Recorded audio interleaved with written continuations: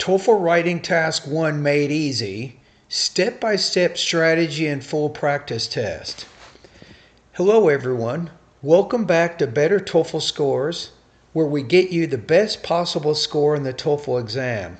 I'm Michael, and in this video we're diving deep into TOEFL Writing Task 1, also known as the Integrated Writing Task.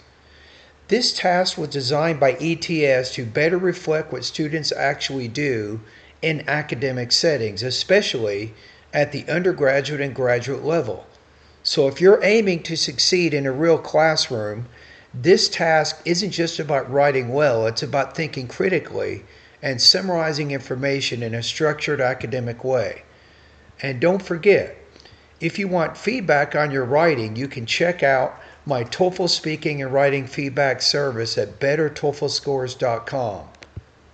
Now let's get started. So what is TOEFL Integrated Writing Task? In simple terms, you'll read a short academic passage, maybe around 300 words, then you're going to listen to a lecture, which is maybe 2 to 3 minutes long.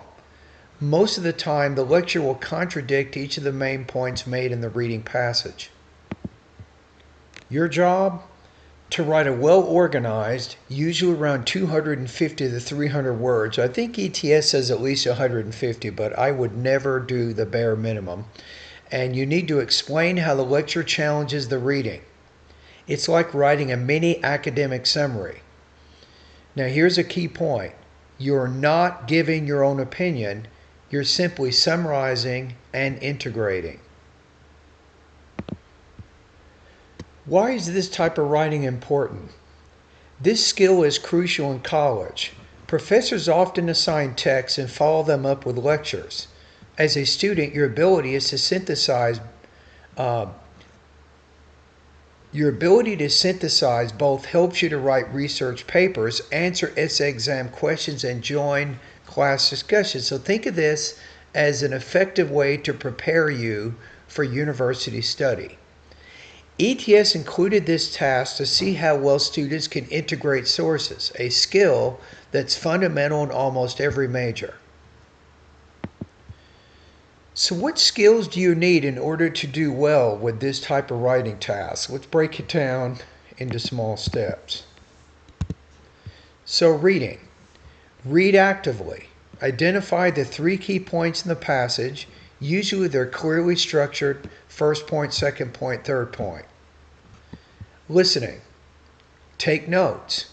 You'll need to identify how each part of the lecture responds to the reading, and usually it's refuting or challenging the reading's points. Now, when I say take notes, you have to take notes on the reading and the listening passage. I recommend take your paper. ETS will give you some note paper that you can use, right? So take a sheet of paper, draw a line through the middle of that paper. On the left side, put R, which means reading. On the right side, put L, which means listening. So where you have R, state the main point of the reading passage. For L, state the main point of the listening. Then below the reading, you want to state what the 3 most important points are in the reading passage. Then in the lecture, you want to state the 3 most important points there that relate to those points already mentioned in the reading. So when you're writing, here's the structure I recommend. Number 1, introduction, mention both the reading and the lecture. Number 2, body paragraph 1. You have point 1 from the reading, and then you have point 1 from the lecture, specifically showing how the lecture disagrees. Then with body paragraph 2, same pattern. Body paragraph 3, same pattern. Remember, you're not just summarizing, you're showing how ideas from both sources interact. Remember that this is formal academic writing. You're not writing a blog, you're not writing a diary, you're not sending an email or a text message. So here are some tips. You want to make sure that you have a formal tone and you're making appropriate language choices consequently. So use present tense reporting verbs. Things like the author argues, the lecturer disputes, the reading suggests, the speaker rebuts. Avoid personal language.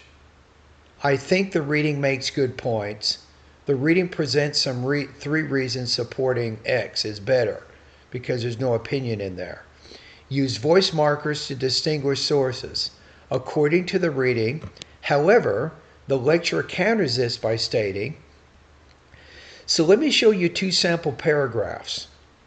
The first paragraph is informal and also undeveloped, and the second paragraph is more formal. In my opinion, the lecturer kind of disagrees with what the reading says. I think the speaker has better points. The reading says that ecotourism is good for the environment, but the speaker doesn't really think that's true. So this is too informal and it is not objective. It states too much of an opinion there. A formal paragraph will look something like this. The reading states that ecotourism has a positive impact on the environment by promoting conservation efforts. However, the lecturer refutes this claim, arguing that increased tourism can lead to environmental degradation due to infrastructure development and pollution. See the difference? The second one sounds objective, focus on the sources, and academic, just like what ETS is looking for. If you need help making your writing sound more formal, I can give you personalized feedback at bettertoeflscores.com. Now listen to a lecture on the same topic. Don't look at the video if you want to practice your listening. You can check and look at the script here in a minute. Okay, here we go. Now let me explain why the idea of a 4-day work week might not be as beneficial as it seems. First of all, cutting the traditional 5-day schedule down to 4 days often forces employees to work longer hours during those remaining days. Instead of reducing stress and fatigue, this change can actually make people feel more exhausted, which ends up decreasing their overall productivity. Another important issue is cost.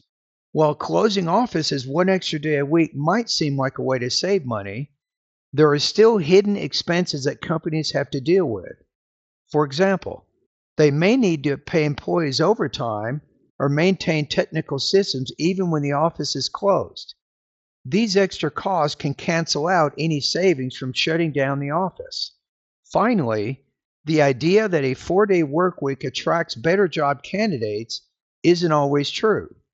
Not every business or industry can offer this benefit, and that can lead to problems within a company if only some workers get this perk while others don't. It creates inequality. Some employees might feel like they're being treated unfairly, which could lower morale and job satisfaction over time.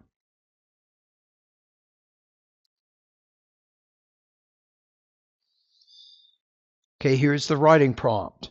Summarize the points made in the lecture and explain how they cast out on the points made in the reading.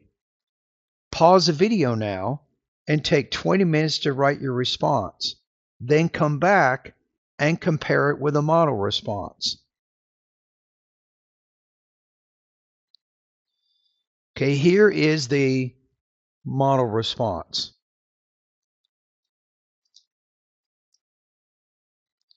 And this response will get the highest possible score. I'll tell you why in a minute. So here's the introduction, and notice how the introduction, it combines the information from both the reading and the lecture. The reading passage discusses the potential benefits of a 4-day work week, including increased productivity, cost savings, and improved employee recruitment. However, the lecturer disagrees with these claims and presents several counter-arguments.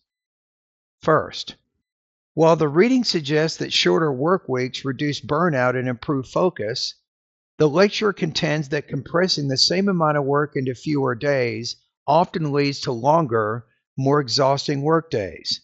This can result in greater fatigue and ultimately lower productivity. Second, the reading claims that companies can save money by closing offices an extra day each week. In contrast, the lecturer explains that these savings are minimal because of traditional costs such as overtime payments and ongoing operational needs like IT maintenance. which still require attention even on off days.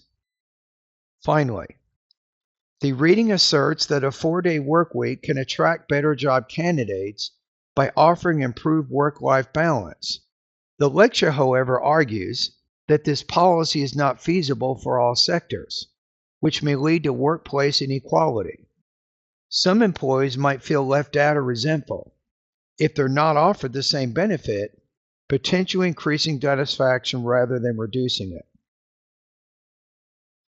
In conclusion, while the reading outlines several advantages of a 4-day work week, the lecture effectively challenges each of these points by highlighting practical concerns that undermine the reading's claims. So this essay will score high because it uses present tense verbs and formal language, it accurately summarizes both sources, it clearly shows a relationship between the reading and the lecture, it avoids personal opinions, it has a clear organization and smooth transitions. Want more model responses like this? Visit my site and join my free TOEFL writing course at bettertoeflscores.com. If you found this helpful, give it a thumbs up and subscribe for more tips and practice tests. And remember, if you want personalized feedback to boost your writing score, check out my TOEFL speaking and writing feedback service at bettertoeflscores.com. See you in the next video, and good luck on your test.